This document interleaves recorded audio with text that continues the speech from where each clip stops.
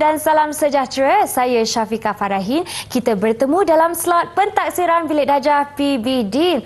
Nah, seperti kita sedia maklum, PBD telah pun dilaksanakan dan merangkumi semua mata pelajaran KSSR dan KSSM.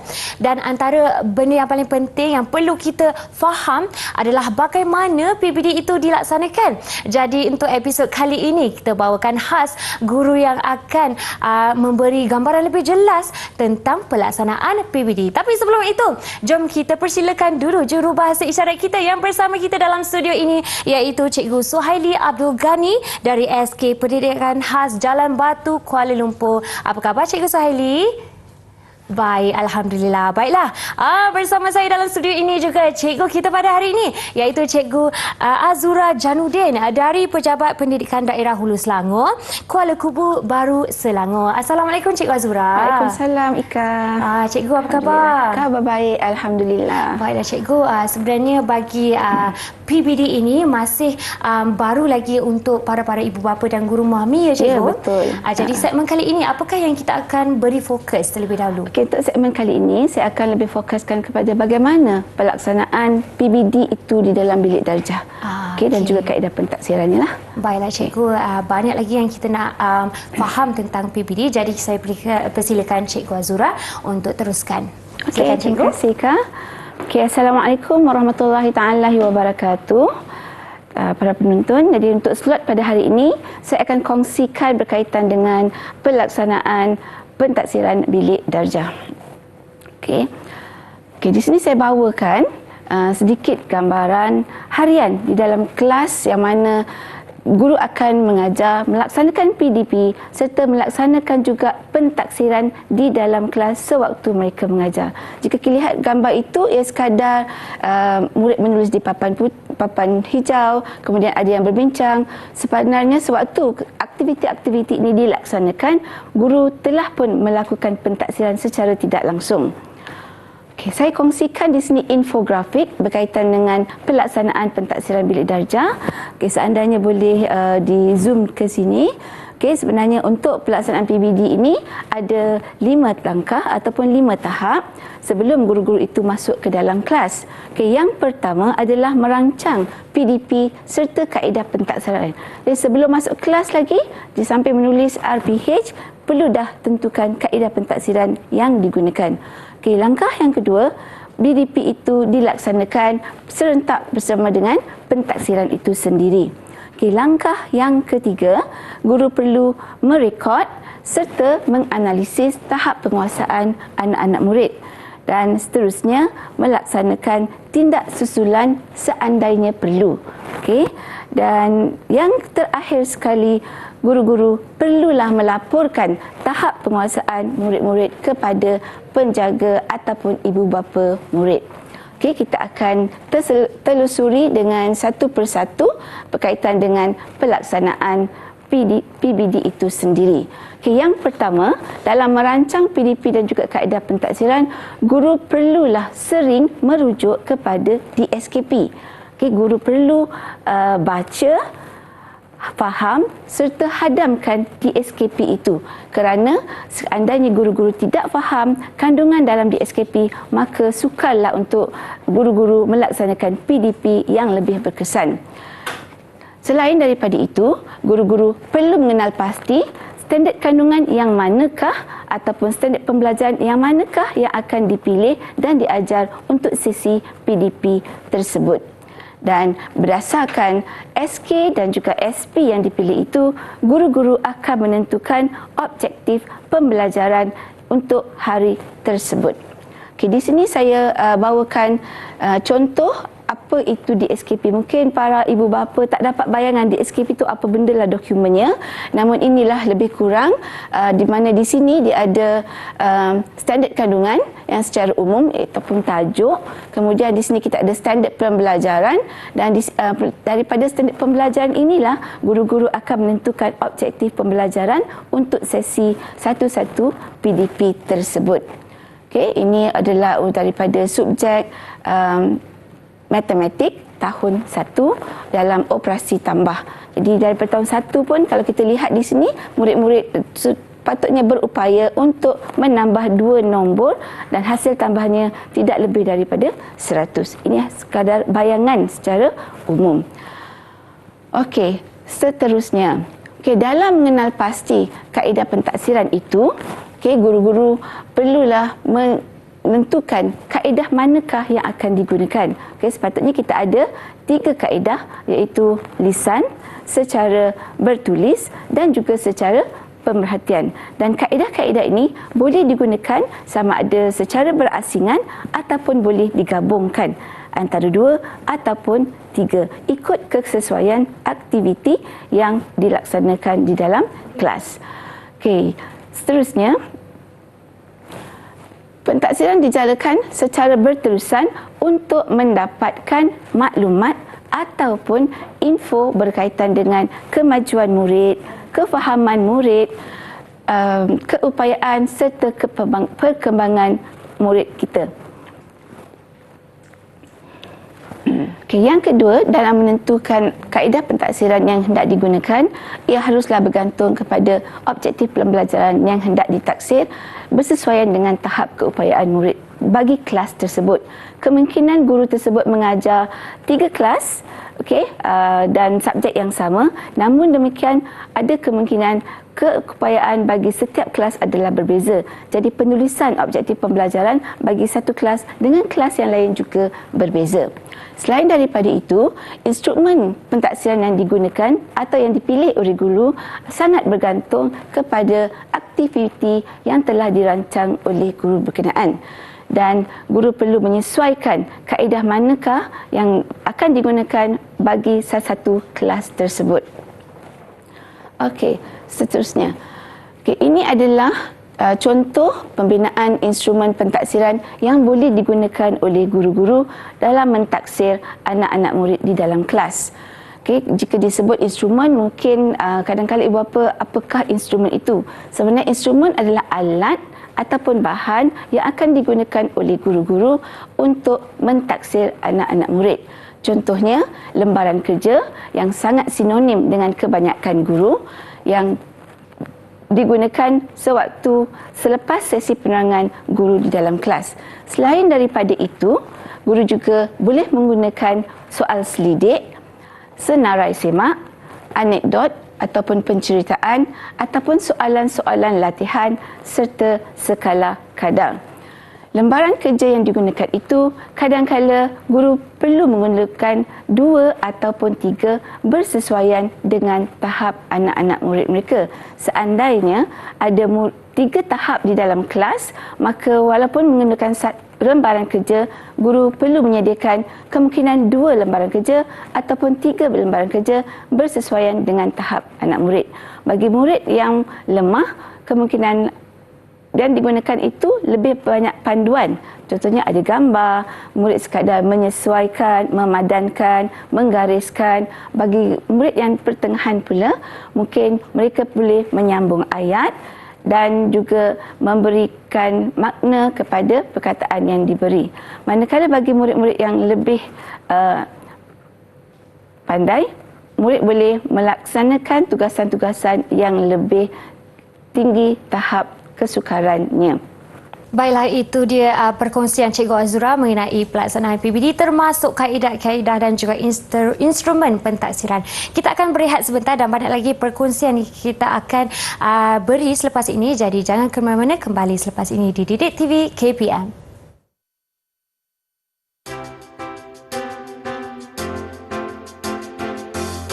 PBD ini merupakan satu pentaksiran yang otentik, di mana para pelajar itu dinilai secara adil dan saksama.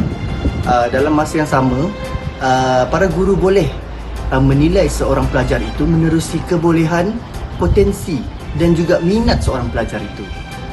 Pentaksiran bilik darjah atau PBD merupakan satu elemen kurikulum yang sangat relevan kerana PBD merupakan satu objektif ke arah kemenjadian murid. Guru-guru dapat menentukan pencapaian dan kemampuan murid daripada pelbagai aspek, contohnya mata pelajaran, sahsiah, komunikasi dan tanggungjawab murid itu sendiri semasa berada di dalam bilik darjah. Assalamualaikum, saya Alvira. Sebagai seorang ibu, saya merasakan dengan pelaksanaan PBD di sekolah ini adalah sangat baik, di mana kita sebagai ibu bapa dapat mengetahui sejauh mana pencapaian prestasi perkembangan anak kita di sekolah. Di samping itu, saya percaya dengan pelaksanaan PBD ini juga dapat mengekalkan kebaikan, dapat meningkatkan dan memajukan perkembangan diri yang dihadapi oleh mereka. Sebagai PIBG SK Timbua, saya amat bersetuju dengan pelaksanaan PBD di sekolah. Ini karena ia dijalankan secara terperinci. Selain itu, pentaksiran ini juga boleh melihat perkembangan murid secara menyeluruh.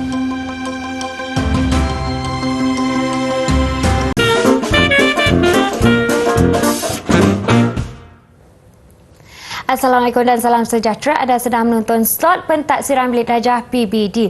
Dalam pelaksanaan sesuatu perkara perlu ada kaedah yang jelas dan sesuai bagi memastikan pelaksanaan yang jitu supaya lebih mudah difahami dan diikuti oleh para ibu bapa dan guru. Jadi tanpa membuang masa, saya persilakan Cikgu Azura untuk menerangkan kaedah-kaedah pentaksiran. Okey, terima kasih Ika. Saya bertemu lagi di slot yang kedua.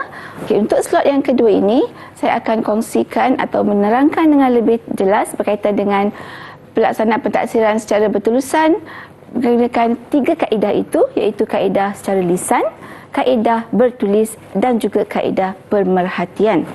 Okey, yang pertama kaedah lisan. Ianya boleh berlaku secara spontan ataupun secara yang dirancang. Biasanya guru-guru akan terus menyoal bila kita masuk ke kelas, kita menyoal murid, mengulang kaji balik pelajaran yang dipelajari semalam, daripada maklum balas murid-murid itu kita dapat tahu murid faham ataupun tidak apa yang telah kita ajar pada hari sebelumnya.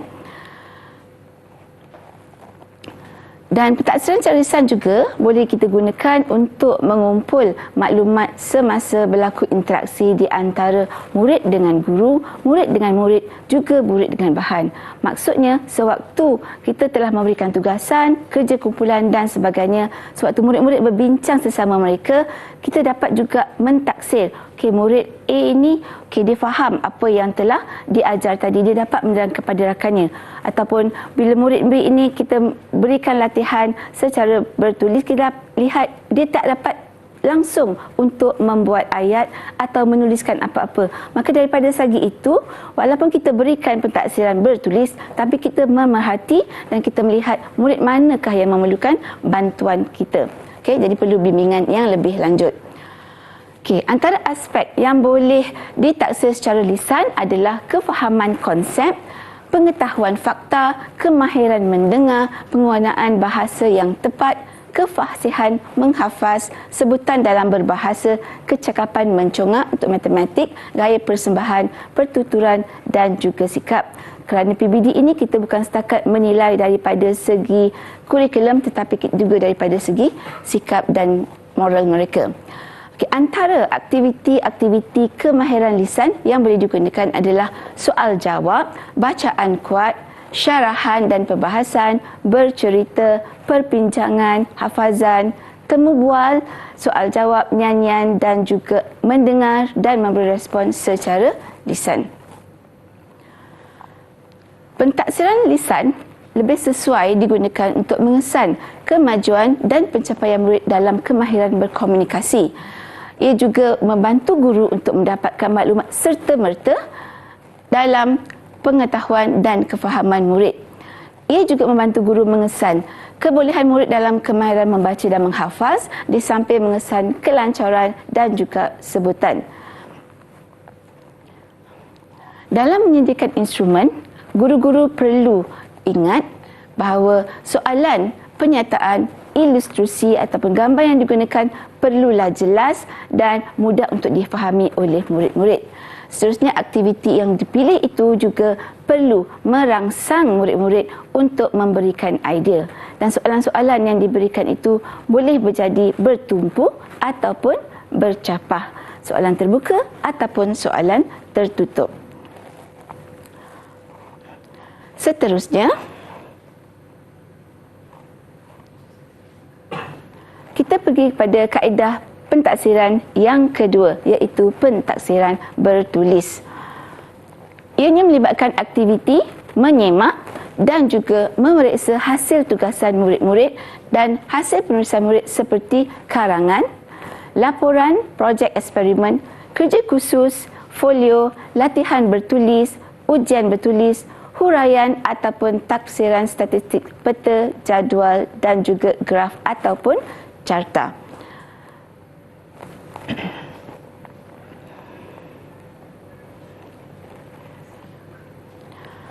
Instrumen yang digunakan di dalam pentaksiran secara bertulis digunakan untuk mengesan perkembangan intelek serta kemahiran murid daripada aspek menyusun idea, menulis, mengaplikasi, mencipta serta menilai.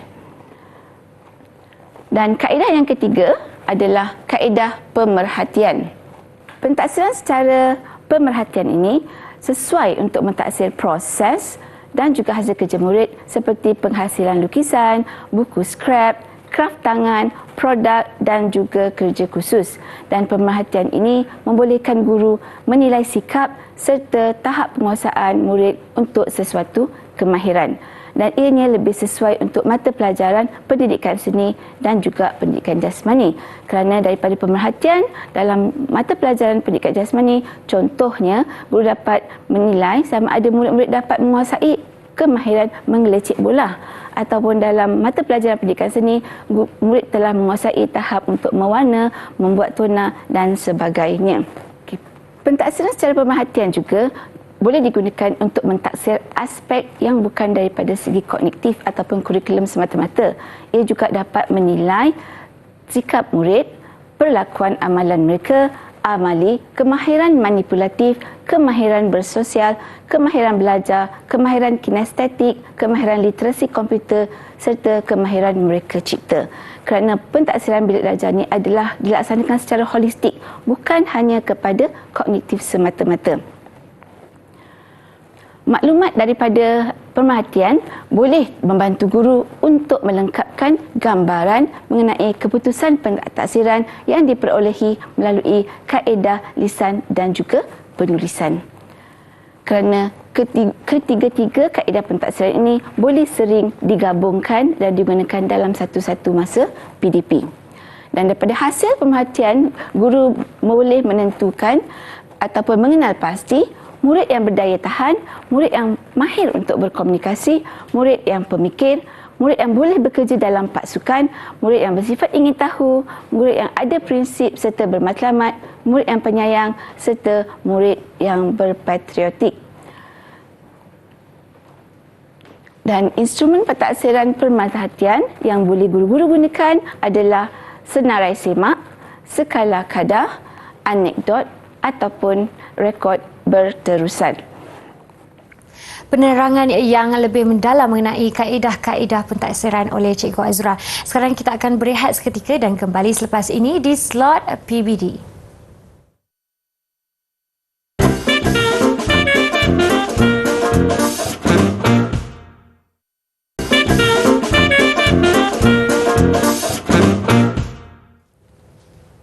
Assalamualaikum dan salam sejahtera. Kita di slot pentaksiran bilik darjah PBD. Sedikit info bagi para penonton, terutama ibu bapa yang mempunyai anak yang bersekolah dan para guru-guru. Slot ini bertujuan untuk memberi sedikit penjelasan mengenai pentaksiran bilik darjah di sekolah-sekolah. Jadi dalam segmen ini, Cikgu Azura akan menerangkan langkah selanjutnya dalam pentaksiran yang dirancang dalam PDP yang telah pun dilaksanakan. Okey, kita pergi kepada langkah yang ketiga, iaitu di mana guru perlu merekod, menganalisis penguasaan murid-murid. Ini adalah antara langkah yang agak penting bagi guru-guru kerana daripada merekod aktiviti dan maklumat secara sistematik berkaitan dengan perkembangan, kebolehan, kemajuan dan juga tahap penguasaan murid-murid, guru-guru akan dapat menentukan sama ada PDP yang dirancang itu ataupun murid-murid telah faham apa yang telah diajar oleh guru. Maklumat dalam rekod yang ditulis oleh guru itu yang dinamakan sebagai rekod perkembangan murid, ianya perlu dikemas kini sentiasa, disimpan dan dijaga dengan baik untuk memudahkan guru membuat rujukan tentang pembelajaran murid. Maksudnya di sini, pentaksiran itu sentiasa berlaku di dalam kelas, namun rekod itu tidak semestinya guru menulis setiap kali habis kelas. Setiap habis kelas, guru-guru akan menulis di dalam refleksi tentang pencapaian objektif pembelajaran. Contohnya, pada hari ini, 5 orang murid tidak dapat menguasai tahap pencapaian ataupun objektif pembelajaran yang telah disasarkan. Ia perlu dicatat oleh guru sama ada di dalam buku rekod dan juga di dalam dokumen yang tertentu. Dan maklumat yang direkod itu perlu dianalisis dan ditafsir untuk tujuan tindakan susulan dan pelaporan. Perekodan itu guru-guru boleh buat di dalam bentuk penyataan. Penyataan ini lebih kepada catatan anekdot, menanda dengan menggunakan simbol, memberi markah ataupun memberi grade, di mana guru sendiri faham simbol yang diletakkan ataupun tanda yang diletakkan di dalam rekod perkembangan murid tersebut. Dan rekod ini untuk tahap perkembangan murid ini boleh dicatatkan dalam mana-mana dokumen yang sesuai dengan guru-guru berkenaan. Ada setengah guru, dia lebih suka mencatatkan rekod perkembangan murid di dalam buku rekod mengajar supaya ianya mudah dirujuk, kerana setiap kali guru masuk kelas, guru akan membawa RPH ke dalam kelas, buku rekod mengajar, dan dengan mudah akan mencatat tahap penguasaan ataupun kebolehan murid-murid di dalam buku tersebut. Dan ada juga guru yang suka membuat satu buku catatan yang asing, di mana buku itu akan dibawa sentiasa ke dalam kelas bagi mencatatkan perkembangan anak-anak muridnya. Selain itu, guru juga boleh gunakan senarai semak ataupun template pelaporan. Di zaman ini, guru-guru kita dah sangat menguasai teknologi, jadi ramai juga yang menggunakan Microsoft Excel ataupun Google Form bagi menanda tahap penguasaan murid mereka. Aktiviti merekod perlu dilakukan oleh guru dari semasa ke semasa. Maklumat yang dikumpul akan membantu guru untuk membuat pertimbangan profesional bagi menentukan tahap penguasaan murid dalam sesuatu kelompok kandungan dan juga standard pembelajaran. Rancangan tindakan susulan berdasarkan tipi murid perlu dibuat seandainya ada murid-murid yang tidak mencapai tahap penguasaan yang telah disasarkan. Dalam mengendalikan tindakan susulan bagi meningkatkan penguasaan murid, guru boleh menggunakan pelbagai teknik PDP yang berkesan, gunakan bahan PDP yang menarik dan sesuai, gunakan bahasa yang sesuai dengan tahap penguasaan murid-murid. Selain daripada itu, guru-guru perlu berikan perhatian dan bimbingan yang rapi secara individu ataupun kumpulan. Kerana dalam kelas kita terdapat pelbagai tahap yang berbeza antara seorang murid dengan murid yang lain. Jadi seandainya murid yang lemah, dia mungkin memerlukan bimbingan secara satu ataupun secara individu. Bagi peluang kepada murid-murid untuk mengukuhkan penguasaan dalam pengetahuan, kemahiran dan juga nilai. Okey, seterusnya untuk yang terakhir adalah proses pelaporan. Pelaporan ialah satu proses penyampaian maklumat pentaksiran dari semasa ke semasa berkaitan dengan kemajuan, perolehan pengetahuan, penguasaan kemahiran, penerangan, penerapan nilai, pembangunan sikap serta pencapaian murid-murid. Untuk makluman semua, pelaporan ini sepatutnya perlu dibuat setahun sebanyak 2 kali. Saya pasti para ibu bapa telah hadir ke sekolah dalam majlis konsultasi ataupun hari terbuka sekolah pada bulan Ogos yang lalu. Dan sekali lagi akan dilaporkan tentang pencapaian anak-anak tuan-tuan dan puan-puan pada tahun hadapan di akhir sesi 2022. Perkembangan dan kepenjuan murid boleh dilaporkan secara lisan ataupun bertulis dan merangkumi perkara-perkara yang berikut. Yang pertama, berkaitan dengan tahap penguasaan murid. Yang kedua, penyataan tentang minat, sikap serta perlakuan murid. Dan yang ketiga, cadangan tindak susulan untuk meningkatkan potensi murid. sebenarnya ibu bapa boleh juga membantu anak-anak murid bagi memahami sesuatu tajuk seandainya diberitahu oleh guru-guru. Template pelaporan digunakan untuk melaporkan TP murid yang dianya boleh jana melalui laporan individu dalam Microsoft Excel setelah guru menetapkan tahap penguasaan murid dalam rekod prestasi murid. Di sini adalah contoh beberapa template yang perlu diisi oleh guru-guru bagi menentukan tahap penguasaan keseluruhan bagi seseorang murid. Tadi ada setiap mata pelajaran mempunyai template yang berbeza mengikut kemahiran mereka dan kemudian guru kelas akan memasukkan semua tahap penguasaan keseluruhan itu di dalam satu template yang lain dan template inilah yang akan dilaporkan kepada ibu bapa tentang penguasaan anak-anak mereka. Seandainya ibu bapa kurang puas hati tentang penerangan guru, mungkin guru kelas tidak menguasai semua perkembangan anak-anak murid, boleh meminta juga untuk berjumpa dengan guru-guru subjek di mana subjek yang anak mereka agak lemah.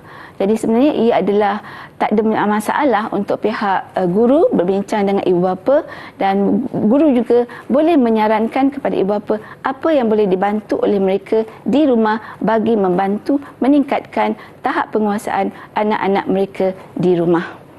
Okey, saya rasa itu sahaja penerangan daripada saya untuk slot melapor dan juga tindakan susulan. Ika? Pelaporan PBD perlu dilakukan bagi memulihkan murid, pihak sekolah dan juga ibu bapa untuk mengambil tindakan susulan yang sewajarnya. Ia juga membantu guru untuk mengenal pasti kekuatan dan juga kelemahan murid dan di samping itu sebenarnya guru-guru boleh mengesan untuk menambah baik PDP yang telah mereka laksanakan. Dan yang penting untuk ibu bapa dan juga guru penting, guru faham PBD ini bukanlah untuk membandingkan antara seorang murid dengan murid yang lain. Dan kalau kita lihat sekarang ni, tak ada lagi dah balik rumah tanya adik dapat nombor berapa sebab tidak ada nombor yang akan diberi bagi tujuan perbandingan antara seorang murid dengan murid yang lain. Baiklah Cikgu Azura, terima kasih di atas perkongsian yang sangat mendalam hari ini mengenai pelaksanaan pentaksiran bilik darjah. Harapnya para penonton mendapat sedikit sebanyak maklumat mengenai bagaimana PBD itu sebenarnya dilaksanakan di sekolah-sekolah. Terima kasih sekali lagi kepada Cikgu Azura dan tidak lupa juga kepada Cikgu Suhaili sebagai jurubahasa isyarat kita. Sehingga kita berjumpa lagi, setia menonton Didik TV KPM. Assalamualaikum dan salam sejahtera. Bye.